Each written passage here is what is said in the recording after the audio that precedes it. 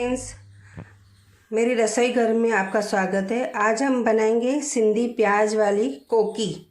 तो उसके लिए हमने ये 2 कटोरी आटा छान के रखा है और बारीक कटे हुए धनिया धोकर मैंने काट के रखा है और बारीक मैंने ये काट के रखा है हरी मिर्ची।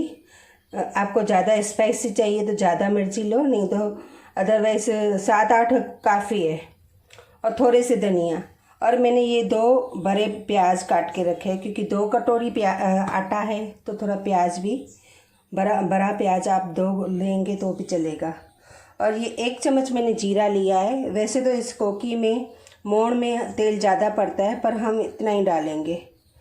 और स्वाद के अनुसार यानी 1 चम्मच जो मसाले की पेटी में जो चम्मच आता है वो पूरा भर के मैंने 1 चम्मच नमक लिया है और 1 चम्मच मैंने लाल मिर्ची ली है। तो ये सब जो है अभी हम स्टार्ट करेंगे कोकी बनाना। तो ये जो सब पूरा मटेरियल है वो हम इसमें डालेंगे, आटे में डालेंगे और फिर मिक्स करके इसको एकदम कट्ठन आटा बना के रखेंगे। ये सब मसाले जो है इसमें जाएंगे, ये मोड़ भी जाएगा इसमें वैसे मैं तेल ज़्यादा पड़ता है पर मैं ज़्यादा तेल नहीं डालती हूँ, कम डालती हूँ। अभी इसको हम पानी से एकदम कट्ठन भाखरी की तरह आटा गूँध देंगे। देखिए ये पूरा मैंने मिक्स कर दिया है। अभी इसको हम थोड़ा थोड़ा पानी डाल के और आटा गूँधेंगे, थोड़ा थोड़ा डालने का, ज़्यादा नहीं डालने का।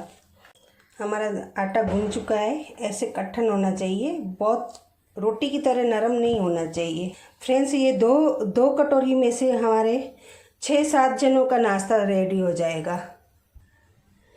देखिए ये मैंने बेल ली है। अभी इसको सेकने के लिए हम रखेंगे। इतनी पतली करने की, और लुए जो है हमको इतने छोटे छोटे लेने हैं।